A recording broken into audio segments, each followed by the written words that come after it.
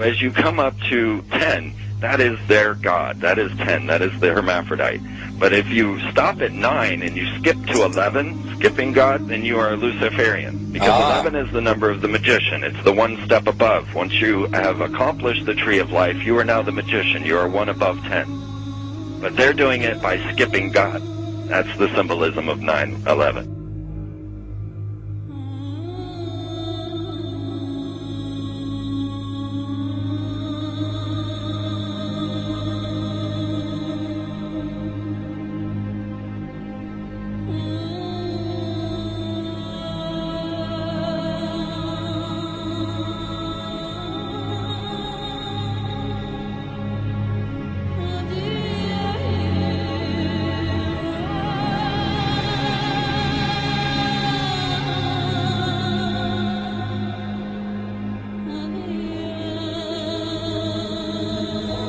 It is a big idea, a new world order.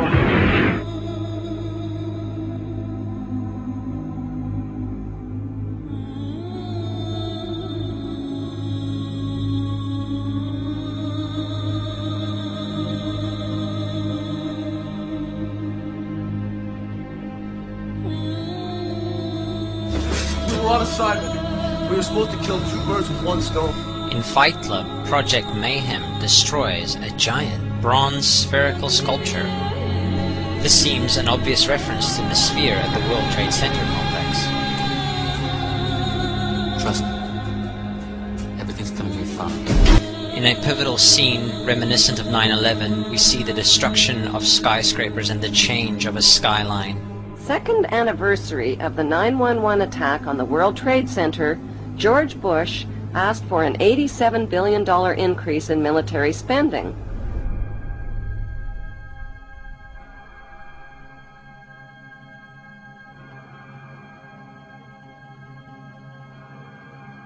In 1904, Crowley would receive the Book of the Law soon after meditating in the King's Chamber of the Great Pyramid. He claimed he had been contacted by a being called Aiwass.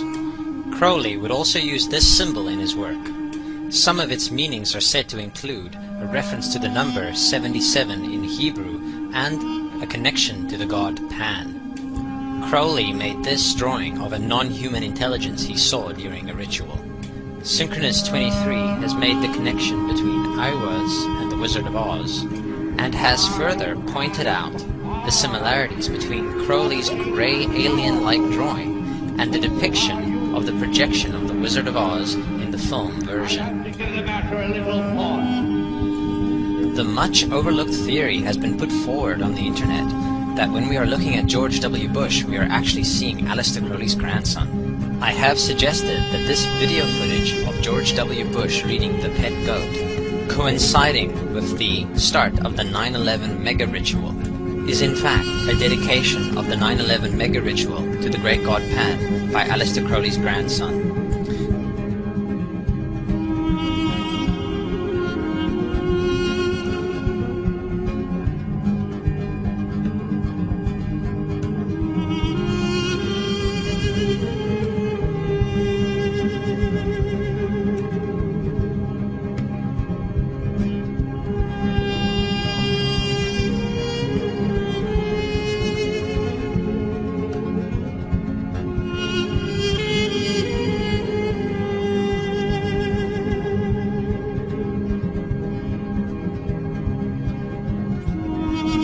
Things get a little weird. This is the 1978 version of The Wizard of Oz, The Wiz. Again we see the Emerald City connected to New York. On arriving at the end of the Yellow Brick Road, Dorothy and her companions go through the circular portal. Through the door we see 3 pyramids. Behind the pyramid shape, in between the pyramid pillars of the World Trade Center, we see the sphere, the representation of the Kaaba.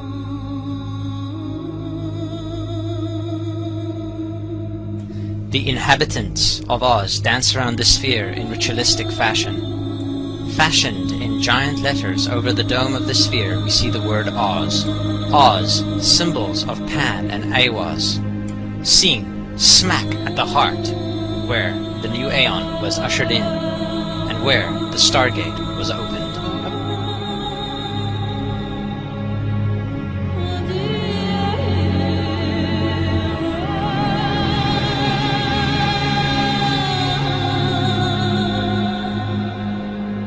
Between the Twin Towers is called the spherical caryatid. It was made by artist Fritz Koenig and was nicknamed the Sphere. We see that Koenig made this thing in Bavaria, the same place where the Illuminati was founded. The most interesting fact about the placement of the Sphere at the World Trade Center Plaza has to be that architect and designer of the World Trade Center, Minoru Yamasaki, intended the plaza itself to be a representation of the Grand Mosque of Mecca, the Sphere in particular taking the place of the Kaaba.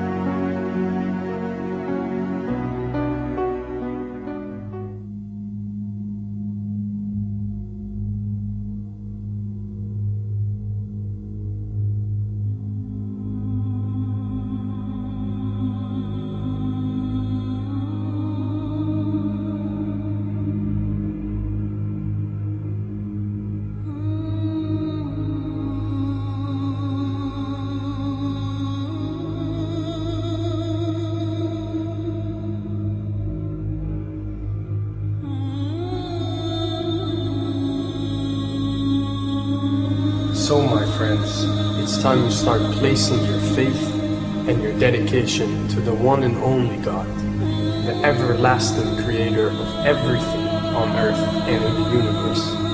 He is greater than anything our minds can comprehend.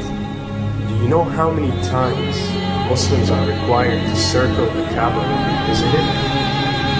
7 times, each counterclockwise. Would you like to know why? You see, what binds us as humans to this life and to this dimension and to this earth is the limits of time and space. We are bound to this dimension and this reality through time and space. Hence, if one wants to leave this dimension or leave this reality, he needs to break away from time and space. So when you visit the Kaaba and you rotate counterclockwise, what is this practice actually doing?